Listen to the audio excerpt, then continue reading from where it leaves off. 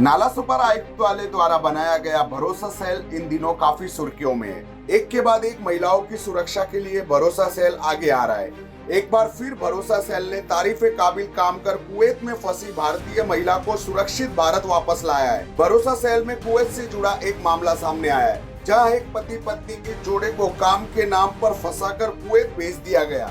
Kuwait में इस पीड़ित महिला को प्रताड़ित किया जाता था। इस पीड़ित महिला का नाम ज्योति पांडे है। आपको बता दें, एक दिन पीड़ित महिला ज्योति की मुलाकात एक ट्रैवल एजेंसी वाले व्यक्ति से होती है।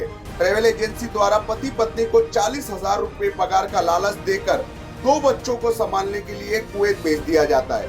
कुवैत जाने के बाद उन्हें वहां प्रताड़ित किया जाता है, जिसके बाद पीड़ित महिला ज्योति नाला सुपारा स्थित भरोसा सेल में कंप्लेंट करती है।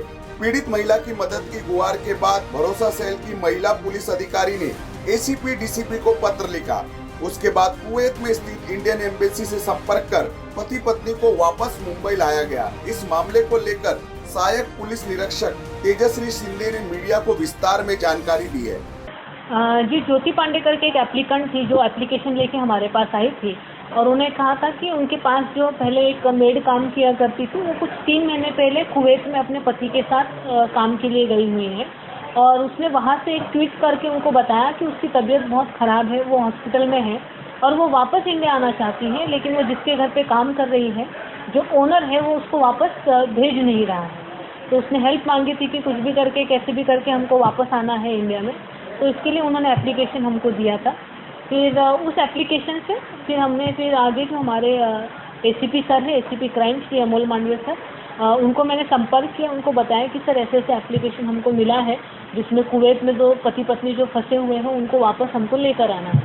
तो सर ने कहा कि एम्बेसी को एक लेटर आप ड्राफ्ट करके डीसीपी सर जो हमारे श्री विजयकांत सागर सर हैं, उनका सिग्नेचर वगैरह लेके आप आगे का प्रोसीजर कर लीजिए। तो हमने एम्बेसी को जब लेटर फॉरवर्ड किया, उसके बाद हमने उनको संपर्क किया, तो एम्बेसी ने कहा कि यहाँ पे थोड़ा सा टेक्निकल प्रॉब्लम है, क्योंकि उन लोगों ने यहाँ पे आने के बाद एक बॉन्ड साइन किया हुआ है, एक कॉन्ट्रैक्ट साइन किया है। अकॉर्डिंग टू दैट 2 साल तक उनको वहाँ पे काम करना ज़रूरी है। अगर वो कॉन्ट्रैक्ट पूरा नहीं करते हैं तो उनको वहाँ का जो भी लेबर कोड का रूल रहेगा, उस रूल के हिसाब से आगे की कार्रवाई करनी पड़ेगी। तो 2 दिन के बाद उसके पति ने मेरे को फ़ोन किया और उन्होंने मुझे बताया कि मैम ऐसी ऐसी प्रॉब्लम है कि हम यहाँ से बाहर नहीं निकल सकते हैं। तो मैंने उनको कहा कि एम्बेसी ने कहा है कि कुछ भी करके आप वहाँ तक पहुँच जाइए, वो आपको पूरी तरीके से सहायता करेगी। तो जैसे तैसे करके घर से वो लोग बाहर निकल पाए और बाहर निकलकर वो एम्बेसी तक पहुँचे। एम्बेसी ने उनको 1 दिन के लिए सेंटर में रखा।